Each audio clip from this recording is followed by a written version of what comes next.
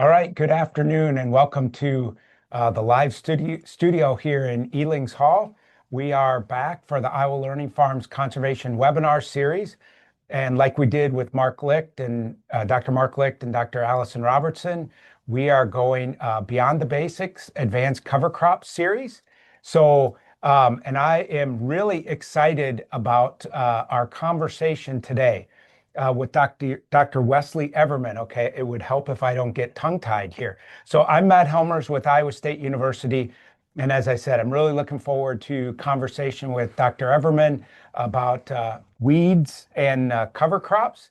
And as always, this is a conversation, and we want your input in that conversation. So as we go along, actually right now, you can type in questions anytime you want. So type in questions into the chat box. But I want to welcome Dr. Everman to the Iowa Learning Farms webinar series.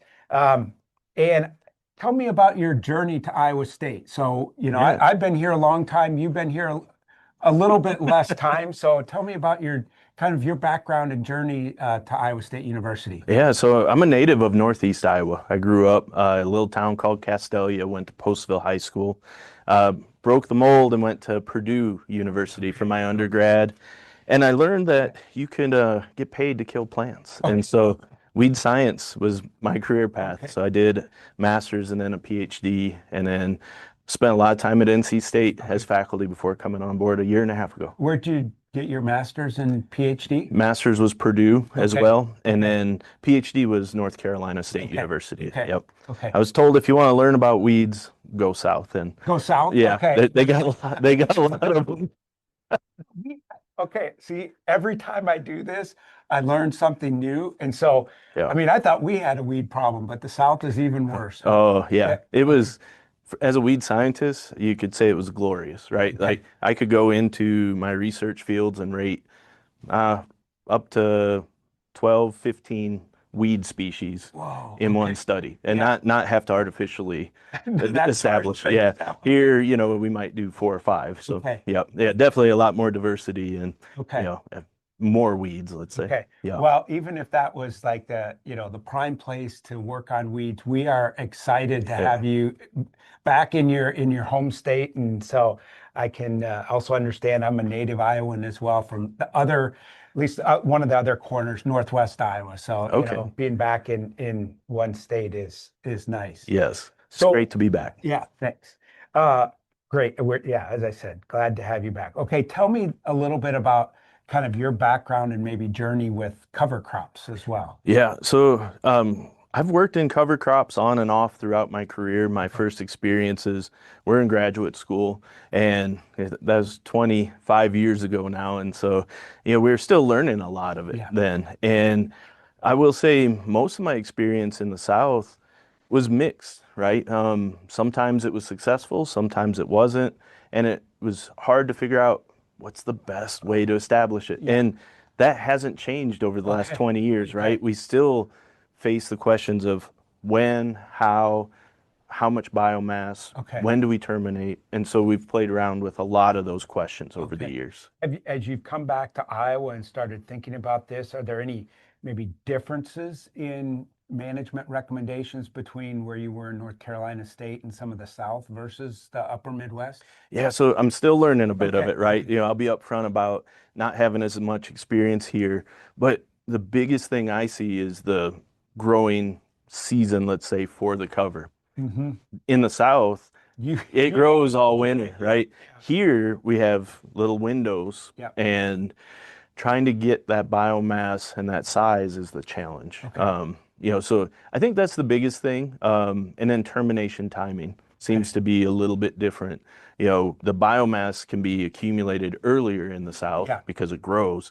And here it seems like we got to push that window a little bit later. Yeah, because I mean, we're just kind of, I was driving around the last few days and some cover crops. There were some cover crops at the Ag 450 farm that, man, they were looking beautiful 2 days ago. Now we got this rain and some moisture. It's going to get even bigger. So, but it's only been in the last kind of week or two that's really taken off. So it can, if we want to get that growth, we could be pushing pretty late. Yeah, and that's the question, right, is how late's too late? Yeah. How long do we need to let it grow? When should we terminate? You know, Okay. do we need to terminate before we plant, Yeah. when we plant, after we plant, Okay. and what are our trade-offs? So let's get to that a little bit and think about for Iowa conditions, if you want to, I guess, first off, do you see, because we get this when we have, talk to farmers, questions at field days, can cover crops help with weed suppression? Yes, cover crops absolutely can help Okay. with our weed suppression. They do it in a couple different ways, right? You know, there's a few physiological effects on germination, light quality, soil temperature, Okay. moisture, right? All the things they can impact, we already know on the crop, they also do to the weeds. And since weeds are generally smaller seeded than our crops, they can have a bigger impact. You know, Oh, okay. larger seeds can germinate from deeper in the soil. Yeah. They don't need perfect conditions, whereas those small seeds, they need everything to be just right. And then the seedlings are often smaller and weaker. Okay. So if we have a nice cover, we can suppress their growth as well. Okay. So do we need to get a certain amount of cover crop growth to help with some of that? Yeah, so ideally, we would be looking at 4,500 to 5,000 pounds of biomass per acre. And that's a lot, right? Yeah. I don't know. You probably tell me, well, what's the average biomass of cover crops in the state? I want to say I was told it was somewhere under 1,000. Yeah, that's what I think there'll be a lot of fields, yeah, under 1,000. Maybe we have, I think I saw a few people on that might have a little more information and so they can type in as well. Yep, 7,500 to 1,200 is Mark Lick. Thanks, Mark, for that input on there. Appreciate it. So Yeah. So we're about a quarter yeah, to a okay. fifth of what we need. So how do we get more biomass? That's one of our first questions we need to kind of tackle. And it might boil down to, you know, establishment timing. Mhm. That was something we had started in North Carolina before I moved here. We were looking at seeding with drones in crop, so our summer crop, and we're looking at different establishment timings. You Okay. know, we were even looking at roughly right around canopy of say Okay. corn. Mhm. So could we put it out there early in the season, you know, let's say July, and just kind of have it hang out underneath, and then as the corn is drying down, it's already got roots, and all it needs to do is take off. Yeah. So now we have a little bit earlier establishment. How does that affect biomass and then ultimately weed suppression? Okay. Great.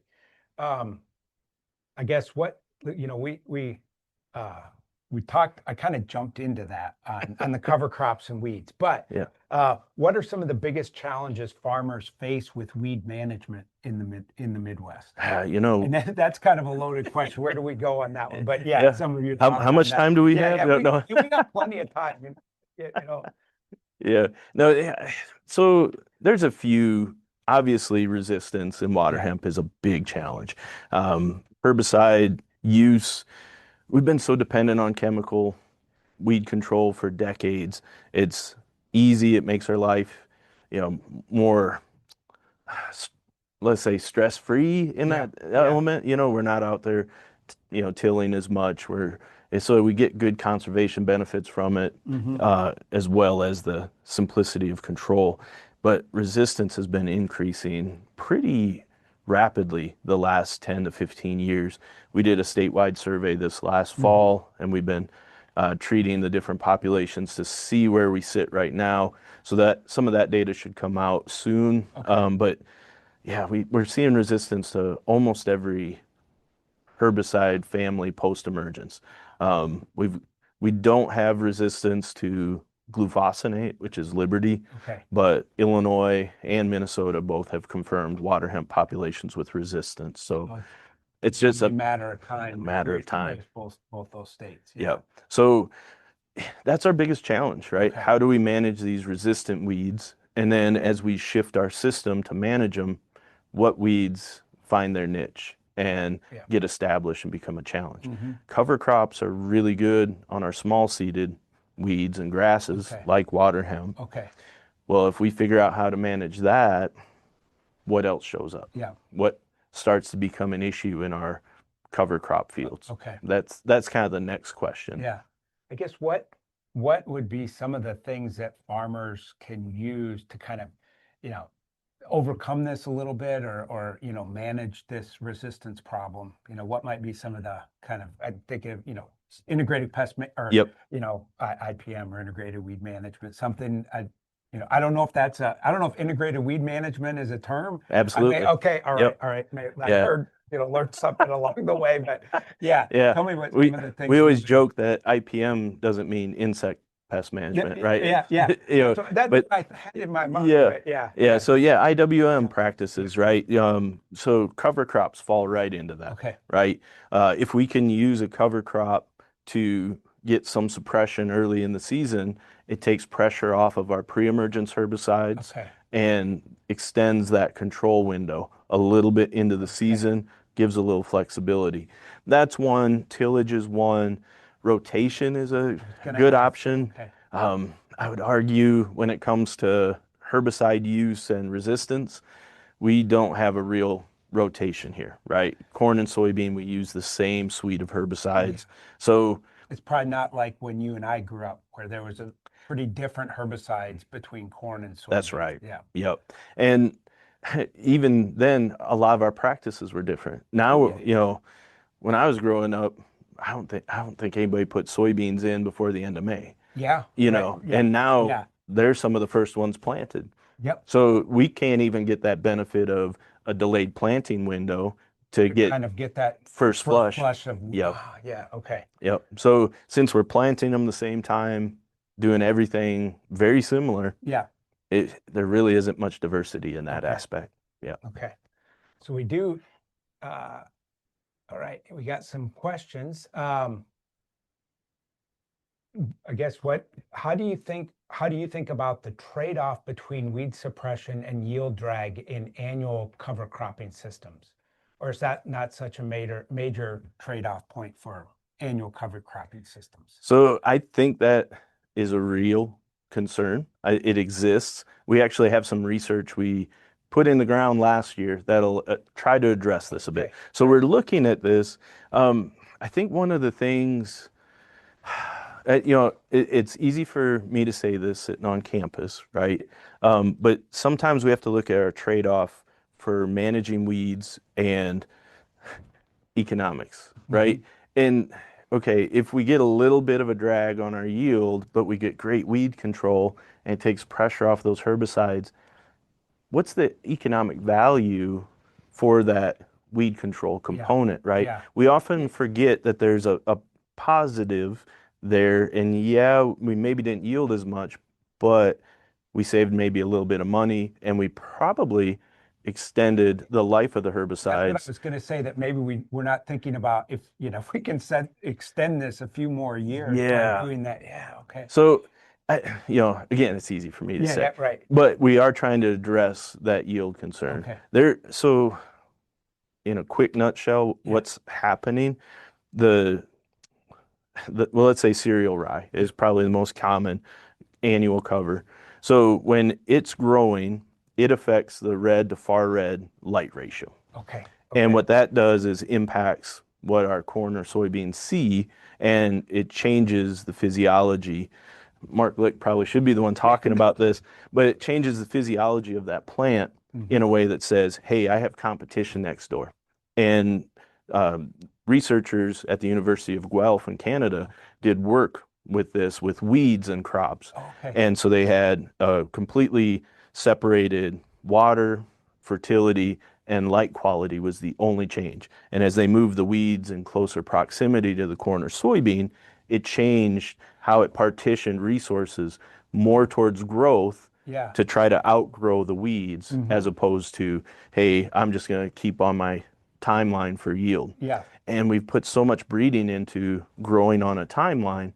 Once you partition away from that, it has a negative effect on yield. Yeah. And we don't recover it even if we take the weeds away. So the same is true with cover crops, and that's where we see that. So is that a breeding question? Is that a management question? There's a few avenues we need to explore. And that kind of gets at, Allison Robertson talked about kind of social distancing when they were planting that skip row in the cover crop and then planting the corn back in there to try to get a little more distance from the Yes, from the corn plant. absolutely. Yeah. Okay. Yep.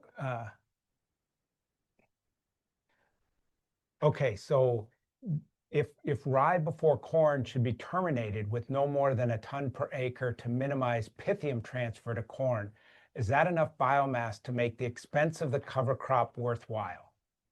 So no more than a ton. So we're Yeah. talking two.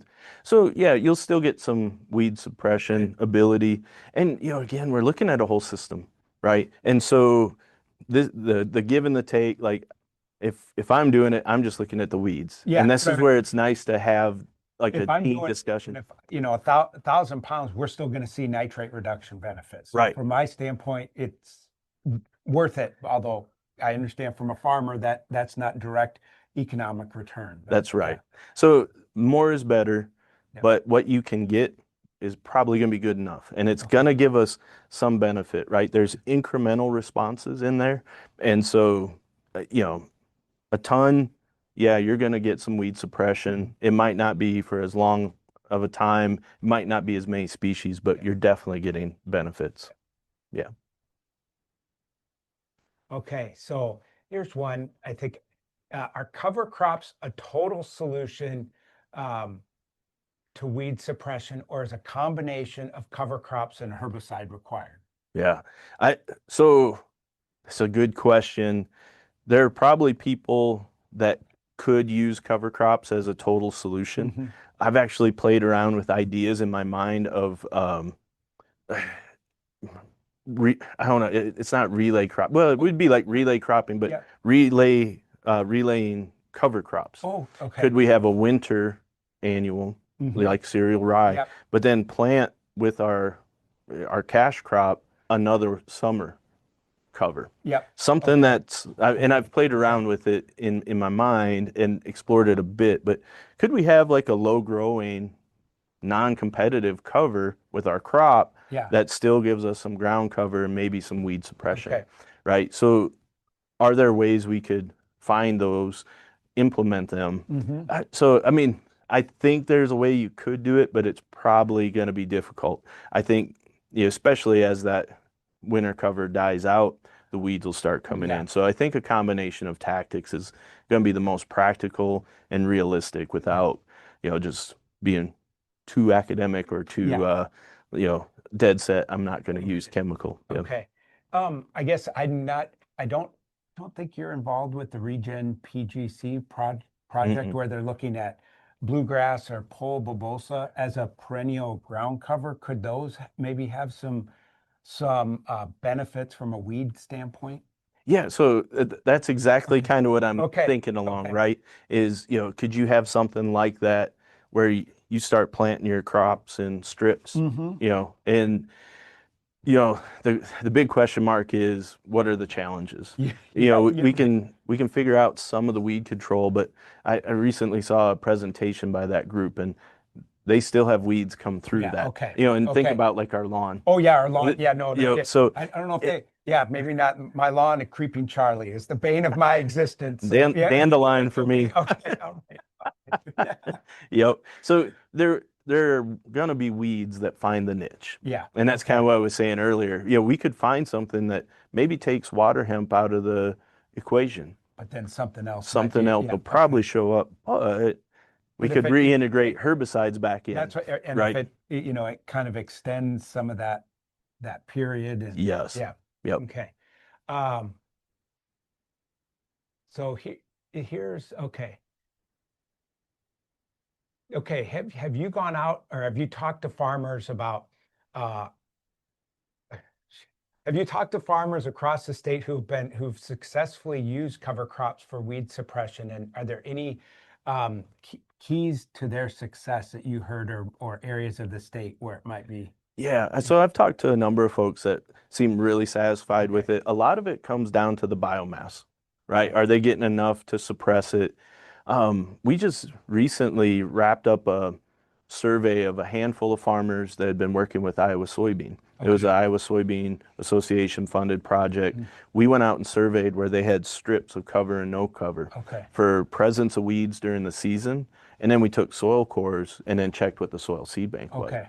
And interestingly enough, maybe it's not a surprise to folks that are promoting cover Yeah. crops, the number of weeds present were lower where Okay. we had cover Yep. crops on the majority of fields. And then I believe for all of them, the seed bank was lower where Oh, cover okay. crops were. So you think about that. And now I will say, I don't believe any of those farms were reaching the 4 or 5,000 Okay. pounds. They Okay. were mostly in the probably 700 to 1,500 pound range. So they were your average Iowa cover crop Yeah. biomass, but yet we were still seeing positive effects on that soil seed bank and in season weed numbers. Yeah. So this is where I say incremental is better than nothing. Because even if, there's not enough, okay, this is coming from an ag engineer, so I want to be careful, but, even if we don't see that, say, major impact in a given year, if we do this over a 10 or 15-year period, maybe we're reducing that seed bank of weeds so that then we're in better shape as we move forward. Yeah, So I'm in a way I'm thinking of it. I guess now I am kind of thinking of this as we think about cover crops. Some of these things take a long time to see some of the ultimate benefits. As we think about right. soil quality, especially in Iowa, good Iowa soils, it takes a long time to see that. So it may take a long time to see some of the real ultimate benefits we could get from on the weed side. Yeah, unless you're getting that high Yeah, right, biomass right right. away, Yeah, right? yeah, yeah. And Yep. but yeah, I think there's going to be definite long-term impacts. Okay. And I see most of the folks I talk with about cover crops, they're into it partly for the weed control, but more for other reasons, Yeah. right? The nutrients and Soil the erosion. soil Yeah. benefits. Yeah. Yeah. So when you look at the whole system, all right, there's a lot of positives. And so even if we're not hitting the ideal number for weed control, we're still having Yeah. an impact. Okay. I'm gonna ask this one.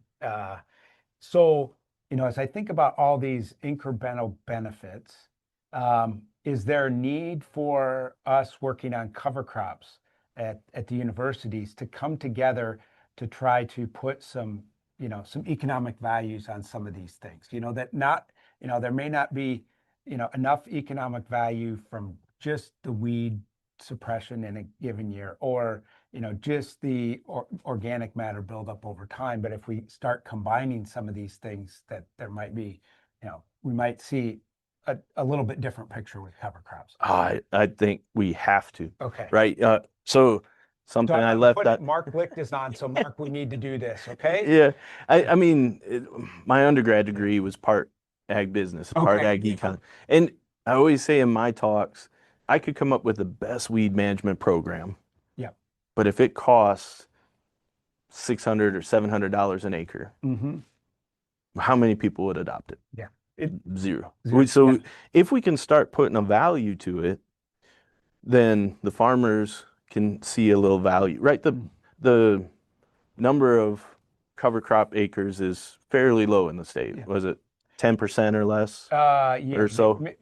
2 to 4 million, depending on, yeah, about Yeah. 4 million from the NREC survey and 2 million, I think, from the Census of Ag. So, So so we're we pretty have room. low. We have Yeah. room to grow for sure, and Yeah. and we know some of these decisions are not just economic. There's lots of social factors, but if Yep. we can start at layering on some of these economic factors, Yeah. it might. Well, the way I see it is most of the people that are doing it for the good and the feel good and the social reasons, Yeah. they're the ones that jumped on. Yep. Now you got more scrutiny from other folks saying, how do I fit this in my system? Yeah. And what is the benefit to me? And I think we need to start teasing that out. And I think it also helps too with like our legislature and folks making decisions about programs. If we can start teasing out some of these benefits, they see the benefit as well. Like, Mhm. it's great on water quality, soil quality, weed control, Yeah. but now we put dollars and cents to it.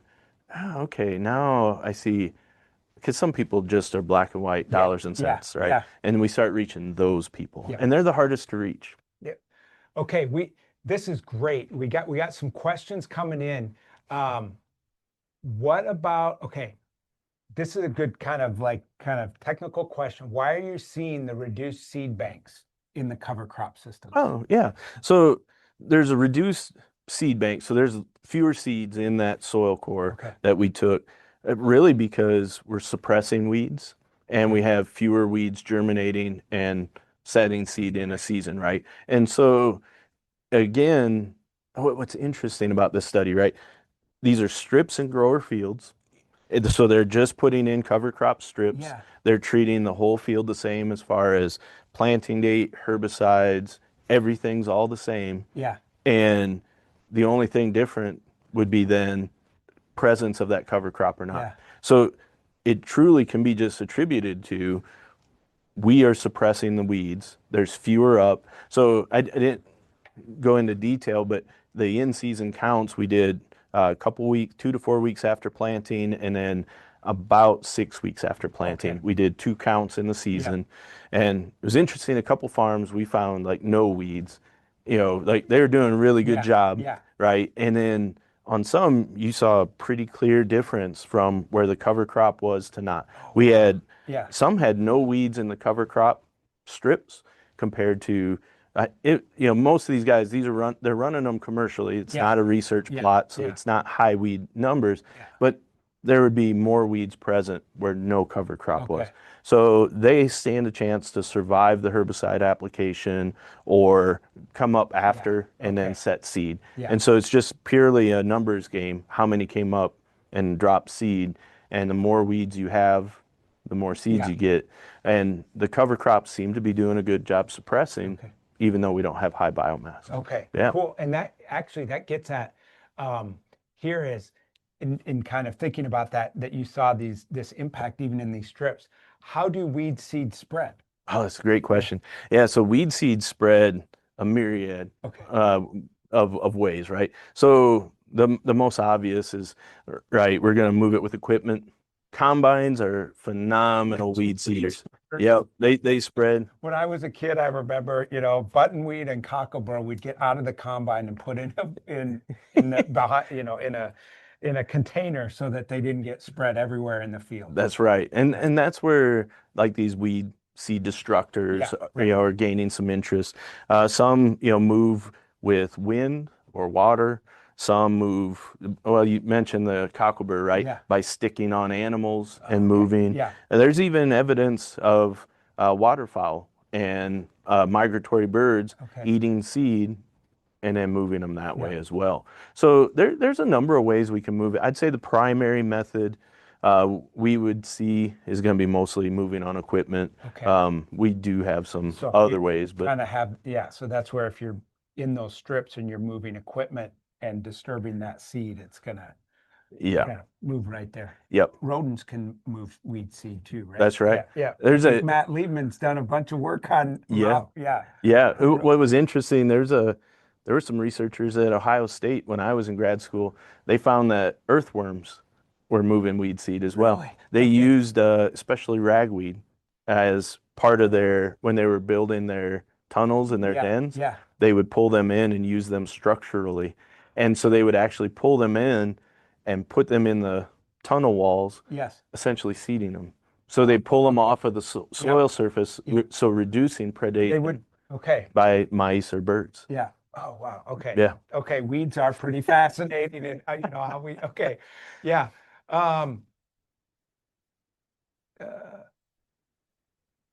Let's go here. When is the best time to measure biomass, and maybe the best method to measure? Okay. So if we're just looking solely for weed suppression, we would do it when we're going to terminate it.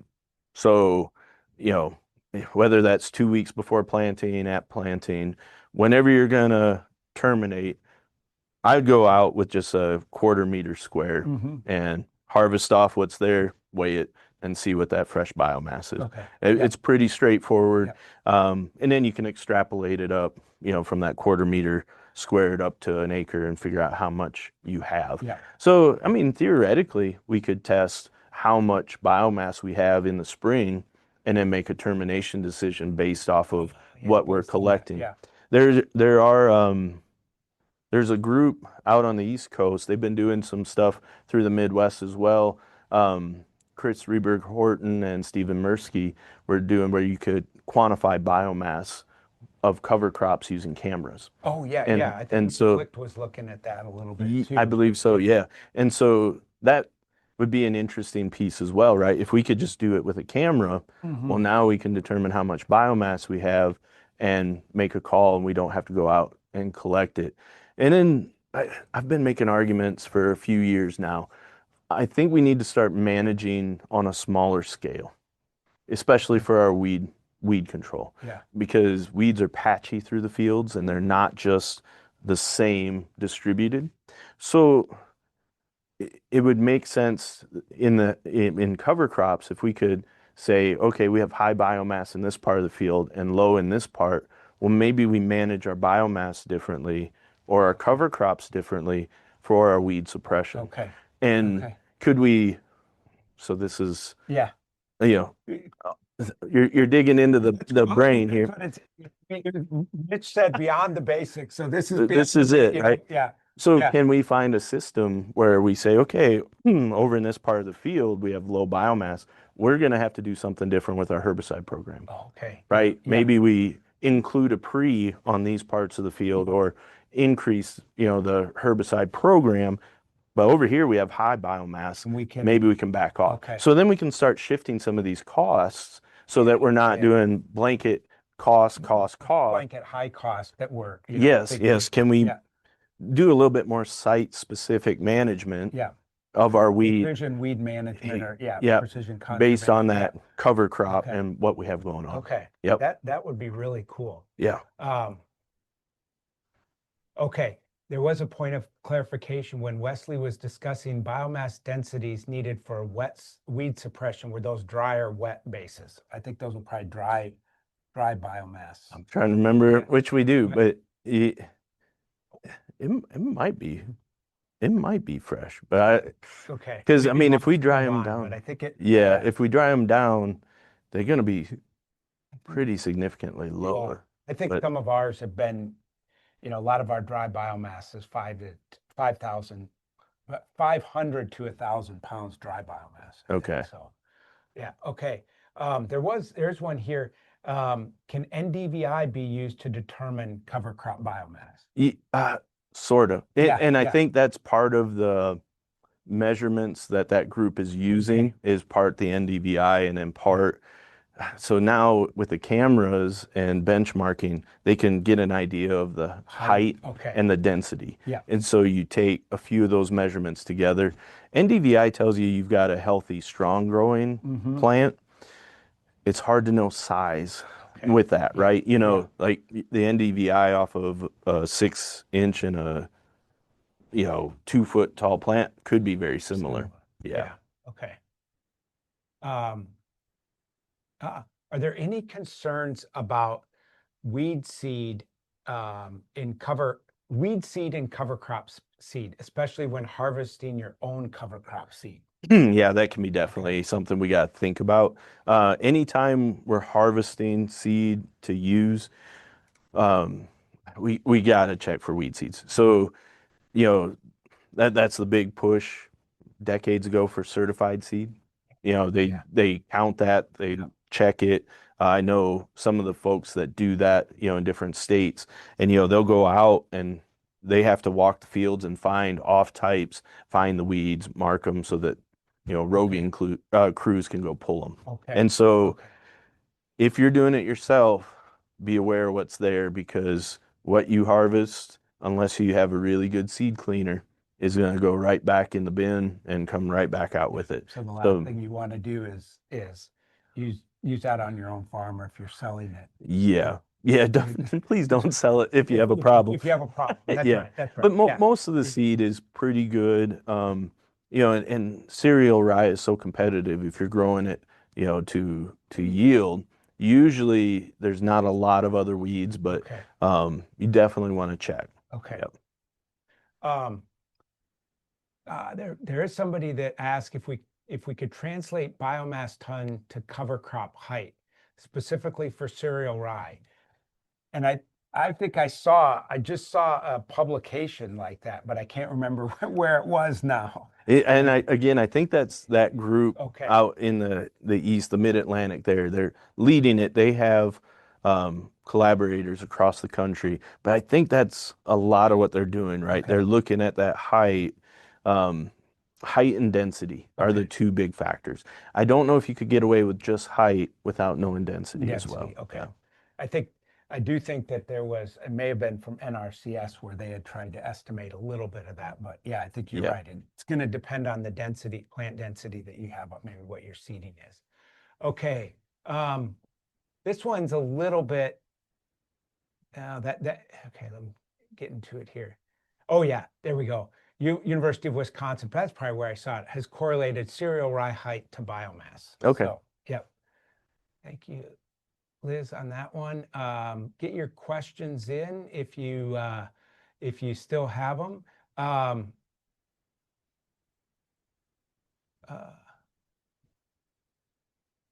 All right, so there is one. If cover cropping is suited to no-till or strip-till, should our tillage comparison trials include with or without cover crops to get at whether benefits from cover crops might offset yield drag? Hmm.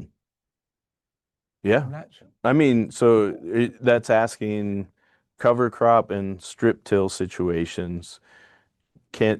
Are we stacking on Yeah. enough benefits Benefits that we're outweighing that yield the drag? yield drag with, yeah, I guess outweighing that yield drag, or sometimes we'll get early yield drag with no-till, I guess. But so True. Yeah. yeah. So again, I yeah, think like the more pieces we put together and, you know, the nice thing about a no-till situation or a strip till for that matter, we don't disturb as much of the soil. yeah. So we're not bringing up weed seeds. So I was going to ask, we're so focused on cover crops, but how can tillage or lack thereof help us or influence weed management? Yeah, so when we till, we're mixing the soil. So it goes a little bit both ways. We bury some weed seeds, but we bring some back up. Okay. So if we're just doing like a moldboard plow, turning it over, in the South, we did that when Palmer amaranth was a big issue, right? When it first became a big problem, we didn't have good post herbicides in cotton and even soybean for a few years. And it's just becoming so many weeds. I mean, when you looked on some of these fields, you couldn't tell there was a crop. Okay. Oh, Like yeah. that Okay. the population of Palmer amaranth was so thick. Yeah. So for What some kind of that, yield hits would you get in some of those fields? I mean, a lot of them got mowed, Okay. right? Like a lot of them they Okay. just abandoned, right? Okay. Because they tried and then once it got away, Okay. they couldn't kill it. Okay. Hand weeding was a big thing for a lot of years. Okay. But one of the things that people tried and what we found out is if you went in and moldboard plowed and you turn that soil over, you could bury them deep. And since they're a small seed, Yeah. they don't come up. But you couldn't till again because You want that weed you- seed staying down there. That's You don't right. want to bring it back That's up, right. So Okay. it was kind of like a one-time reset. So I kind of bird walked here, but No. so then in the cover sense, right? Like if you start using a cover, you're suppressing any that do make it through. Small seeded weeds, right? You get that shading, you get that suppression. Mhm. I think there's a lot of stacked benefits there, right? Yeah. No-till, they just sit on the surface, they can break down. You got birds, insects, diseases, mice. They Yeah. all like weed seeds, right? Okay. And so they'll come More in, opportunity for predation, Yep. maybe on the weed seed. more than in predation. no-till. Okay. Yep. So I think there's a lot of overlaying positives there, Okay. right? So once you start the no-till and the cover crop, you kind of get a 1-2 punch on it Okay. and can help knock those populations back fairly quick because you're not refreshing it from below. It's just what's on top. Okay. And Yeah. so if you can stay on top of your If we can management, keep them from going to seed, then we can see. yes, We're not going to be reintroducing what was down below. that's right. Okay. Yep. Yeah. This one may be maybe outside of your, this one's on nitrogen contributions are you seeing from cover crops and which cover crop? That may be a topic for Mark Lick the next time he Yeah. comes in. So Yeah. Well, yeah. and I mean, I've played with Okay. weeds and nitrogen a little bit, and Ooh, we're thinking about trying to do some of that research here. So I skipped a stint I had at Michigan State for okay. 3 years, but we were looking at how much nitrogen weeds take up, Yeah. and surprisingly, they can take up quite a bit. Really? Okay. Like we had high densities of weeds, so Yeah. maybe not what most farmers Yeah. would have, but if we put on 180 pounds of nitrogen. Yeah. Sometimes those weeds were taking up 70 to 90 pounds of N. Really? Yeah. And Oh, so they are really good scavengers of nitrogen. yeah. Some species are luxury consumers. They take up more than they need. Okay. Some just take the same amount no matter how much you put out. But what we found was they mineralize the nitrogen back in about 5 weeks.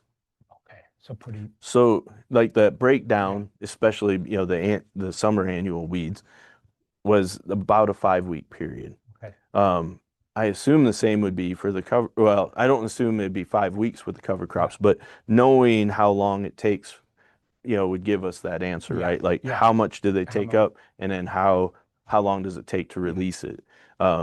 Interestingly, with the weeds, if you killed them about 3 inches tall when the corn was around V2 Yeah. ish, uh, most of that nitrogen was mineralized back to an available form at the optimal need timing for corn. Okay. That was something I always wanted to play with Yeah.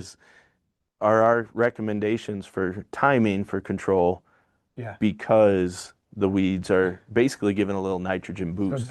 So that our crop does a little bit better. Oh, interesting. Okay. I did not expect to learn all of this about weeds today. So this is great. Um, yeah, there is. Oh, yeah. Etienne Sutton, I think, who did a webinar for us, has an app out there. Maybe Liz, you might be able to link to the paper that looks at biomass estimation from photos and height. So, Nice. yep. Okay, please get your questions in, but I'm gonna ask one, and this is in general on weeds, and then maybe weeds, and then weeds and cover crops. Okay. So a two-part question, but same question for both. What gets you most excited? Yeah. So for, honestly, the thing that gets me most excited is getting a question from a farmer I can't answer, like Okay. with something we already know, and then digging in and helping solve that. Okay. Like, get sleuthing that out. Yeah. And that could be like, what is this weed, or what should I, do on this field, or why is this happening? Like, I just get excited about trying to solve those problems. Okay. Yeah. Yeah, that's great. And there is something pretty fun about getting a question or trying to figure something out. I'm a big one that if somebody asks me a question before I go to somebody else, I'm going to spend some time. I mean, the internet's made it a lot easier than it used to be. I don't, fewer trips to the library for journal articles and so forth. That's But right. still a lot. I'm the same way. Yeah. I'll look for an hour to answer a question before I ask somebody else. No, I love it. And then when you find that answer, there's just some satisfaction of feeling like you can do it. That's right. Um, all right. I want to thank Dr. Everman for being willing to participate today. It was really enjoyable to get to know you a little bit better and hear about some of your work, and maybe seeing where there might be opportunities in the future to think about how we layer in some of these benefits of cover crops. Yeah. We'll double check if there are any um, there. Okay, there's somebody that talked about. Um, somebody asked on Etienne's paper that might not be open access. So that unfortunately that might not be there, but definitely look for the work at Wisconsin that looked at relating cover crop height to biomass. Somebody did talk about rising plate meters calibrated initially for pastures to estimate cover crop biomass. So Okay. Could be something to think Yeah. about, excuse me. So with that, again, thank you, Dr. Everman. It was Yeah. great. And, Uh, this is, we joked before, you've been here a long time, a year and a half or something like that, Yeah. but we're glad to have you back in Iowa and glad to have you within ISU Extension and Outreach. Yeah. Thank you for having me. This has been enjoyable. Okay. And I want to make sure we acknowledge our key partners that make the Iowa Learning Farms Conservation Webinar Series possible. We have the Iowa Department of Agriculture and Land Stewardship, the Iowa Department of Natural Resources, the Iowa Nutrient Research Center, and the Leopold Center for Sustainable Agriculture. Let's go to the next slide. If you're still on and you watch this webinar live, you need to email Elena Whitaker, ALENAW, at iastate.edu by 5 o'clock today, including your name, the name you entered to watch the webinar, and your CCA number. Again, ALENAW at iastate.edu by 5 o'clock today. Mitch, put that in the chat.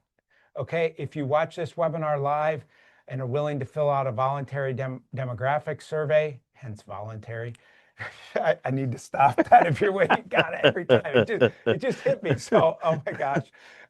Only one survey response is needed for all 2026 webinars. So if you've done so, thank you. If you're willing, we'd greatly appreciate it. You can scan that QR code or go to iowalearningfarms.org/survey.